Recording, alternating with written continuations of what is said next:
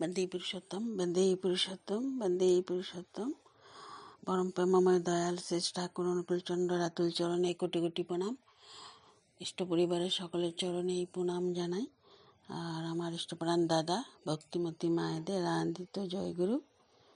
আপনারা সবাই ভালোই আছেন সর্বাঙ্গীনভাবে দয়ালের কৃপায়।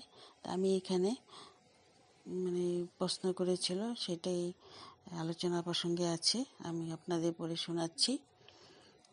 সৎসঙ্গীরা পায়ে হাত না ঠেকিয়ে প্রণাম করে কেন? তো এটা শাস্ত্রীয় বৈজ্ঞানিক ব্যাখ্যা শ্রী ঠাকুর দিয়েছেন সেটাই। আর সে বাণীও আছে, শ্রেষ্ঠজনে করলে প্রণাম নিয়ত মাথা ঠেকিয়ে পায়, নিজের ভালো হলেও কিন্তু তার আয়ুটি ক্ষয়েই যায়। শরীরটা তোর লম্বা যত ততখানি ভুই বাদ, করলে প্রণাম পাবি প্রাণে আনন্দ প্রসাদ। তো সেই প্রশ্নটা হলো, শরীর যতখানি লম্বা ততখানি দূর থেকে প্রণাম করতে হবে, এর মানে কি?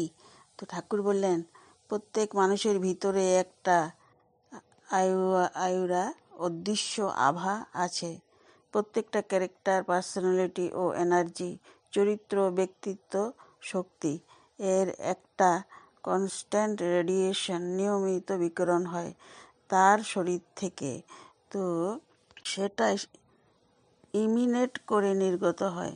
দুজন খুব কাছাকাছি আসলে একটা আরেকটায় মিশে নিউট্রাল জোন, নিরক্ষেপ ক্ষেত্র ক্রিয়েটেড হয়ে পরস্পর প্রতিহত হয়। খানিকটা দূরে দূরে থাকলে সেটা হয় না, রিসিভ করতে পারে।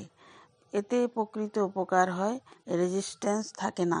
আলোচনা প্রসঙ্গ সপ্তম খণ্ড, পৃষ্ঠা 223। তো এখানে আরেকটি সুন্দর আলোচনা আমি পেয়েছি। আচার্যদেব বলছিলেন, যখন নাট্যমণ্ডপে বসেন বলে থাকেন, সেরকমই বলছিলেন যে একবার ভগবানের কাছে আলাদা করে চাওয়ার কিছুই নেই। মানুষ কি করে একটা চাইতে চাইতে জীবনের মূল্যবান সময় নষ্ট করে ফেলে। তার চেয়ে বলুন, আমি তোমার সাথে প্রেম করি, তুমি আমার সাথে থেকো, যাই আসুক লড়াইটা আমি লড়ে নেব। পরম পূজ্যপাদ আচার্য এটা বলেছিলেন। আমরা আগে দীক্ষা নেওয়ার আগে জানতাম যে সবসময় চাইতাম বিদ্যা দাও, বুদ্ধি দাও, এই দাও, সেই দাও, অর্থ দাও, কত কিছু। কিন্তু পরম পূজ্য আচার্যদেব সেই আমাদের সকল ভুল ভেঙে দিলেন। তো এতে আচার্য সঙ্গ করতে লাগে, এবং ওনারা যে কীভাবে প্রণাম করেন, কীভাবে বসেন, কীভাবে চলাফেরা, কীভাবে কথাবার্তা, সেইটাই আমাদের শিক্ষণীয় বস্তু।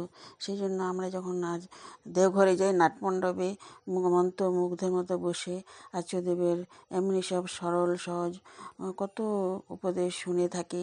কতজনের কত রকমের প্রবলেম নিয়ে আসে, এবং সেই সব শুনে হৃদয়ে প্রশান্তির শীতল হাওয়া বয়ে যায়, মনটা হয়ে ওঠে উৎফুল্ল। তো এইভাবে কত দম্পতিকেও সুন্দর সুন্দর সুমধুর উপায়ে তিনি জানিয়ে দেন, তো যা আমাদের চিন্তার বাইরে। তো যতই তাকে দেখি আমরা আশ্চর্যই হয়ে উঠি। তার সেই বাস্তব প্রজ্ঞা সমন্বয় মূল সূত্র ধরিয়ে দেন তিনি সবাইকে।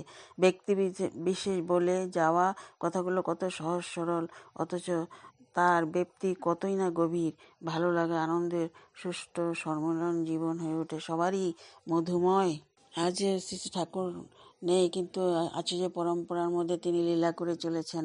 বর্তমান আচার্যদেবের ভিতরে তিনি আছেন, সবাই এইটা অনুভব করতে পারছে। এখানে আমি ঠাকুরের আরেকটি বাণী পড়ছি, ধীতি বিধায়নায় 279-তে শ্রী ঠাকুর দিয়েছিলেন, যে ঈশ্বরের জন্য নিজের জীবনকে খরচ করে সে নিজের জীবনকে শক্তিশালী করে তোলে, আর যে নিজের জন্য ঈশ্বরকে খরচ করে সে ওই শক্তিকে হারায়। তো এখানে রাখছি। আপনারা সবাই ভালো থাকেন এবং দয়ালকে ভালোবেসেই চলেন সম্পূর্ণভাবে। রাখি।